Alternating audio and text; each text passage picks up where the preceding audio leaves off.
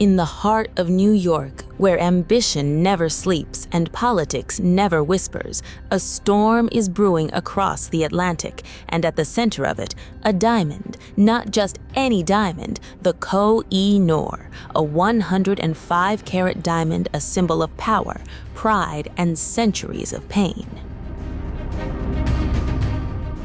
New York City Mayor Zohran Mamdani, who has his roots in India, has stepped into a global firestorm with a single piercing statement aimed straight at the British crown.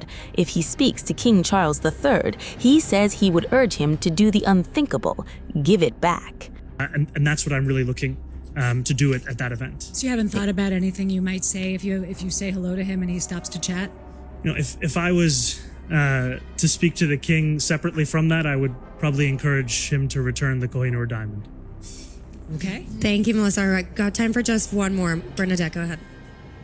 The Koh-i-Noor diamond, once claimed to have been mined in India, passed through Mughal emperors, Persian shahs, Afghan rulers, Sikh maharajas, before arriving in British hands in 1849 under the Treaty of Lahore, after war, and then locked into imperial history forever, or so it seemed.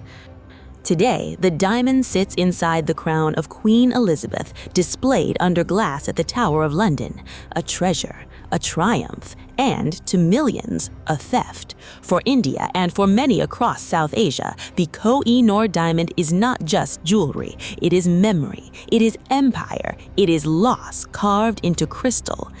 And the demand for its return never truly faded. In 2016, India's government reignited the claim, vowing to pursue every possible effort to bring it home. Pakistan and Afghanistan entered the dispute as well, each arguing a rightful historical connection. And now, in a twist of modern diplomacy and ancient grievance, the crown finds itself once again in the spotlight. Royal commentator Dr. Amanda Foreman delivering a blunt reality check. The king, she says, does not own the Koh-i-Noor. The nation does. And the monarch, she added, has no more power to return it than to give away Buckingham Palace. But this isn't just about diamonds, because the crown has been experimenting with soft power diplomacy of its own. A ceremonial bell, gifted to a visiting American president, engraved with a name that sparked headlines and raised eyebrows. A symbolic gesture, a polished attempt at influence. But diplomacy, as history shows, does not always ring the way it's intended. Within hours of royal speeches celebrating alliance and tradition, the narrative across the Atlantic was already shifting, attention drifting, focus moving elsewhere. In today's power game, symbolism rarely stands alone. Chaos often takes the spotlight. King Charles III had earlier set the tone at a lively White House state dinner, grazing the strong US-UK bond in a warm diplomatic moment. In a surprise gesture, he also presented Donald Trump with the original bell from the British submarine HMS Trump, adding a historic touch to an already headline-grabbing evening. Today, our partnerships in NATO and AUKUS deepen our technological and military cooperation and ensure that together we can meet the challenges of an increasingly complex and contested world. And speaking of submarine alliances, there was one particular AUKUS predecessor launched from a UK shipyard in 1944 that served for the majority of her life attached to the 4th Submarine Squadron in Australia, playing a critical role during the war in the Pacific. Her name? HMS Trump.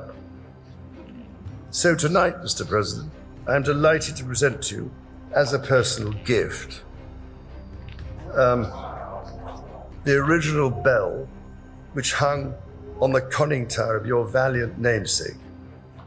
May it stand as a testimony to our nation's shared history and shining future. And should you ever need to get hold of us, or just give us a ring.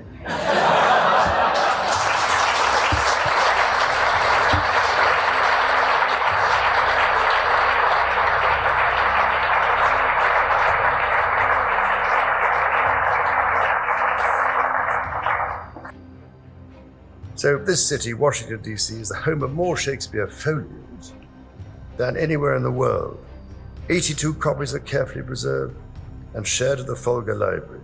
And at this time, when the search for peace in the world is more critical than ever, I can only turn to Shakespeare's genius to remind us of the plea for peace spoken by the Duke of Burgundy at the conclusion of Henry V. My speech entreats that I may know why gentle peace should not bless us with her former qualities. Thank you, Mr. President and Mrs. Trump, for your splendid dinner this evening, which, may I say, is a very considerable improvement on the Boston Tea Party. So, whether your cup contains tea, wine, Scotch whiskey, bourbon, or even cola, let us raise our glasses and voices as we toast the past, the present, and the future, thank you, of our two proud and allied nations. To the United States and the United Kingdom, God bless both our countries. Thank you very much. Thank you. Now the question hangs heavier than any crown jewel. Is the Koh-i-Noor a royal treasure or a historical reckoning waiting to happen? Is it a symbol of legacy or a relic of empire that refuses to stay silent? One diamond, countless claims, and a growing chorus asking the same question, not just in India, not just in Britain, but around the world. Who does history belong to when it refuses to stay in the past?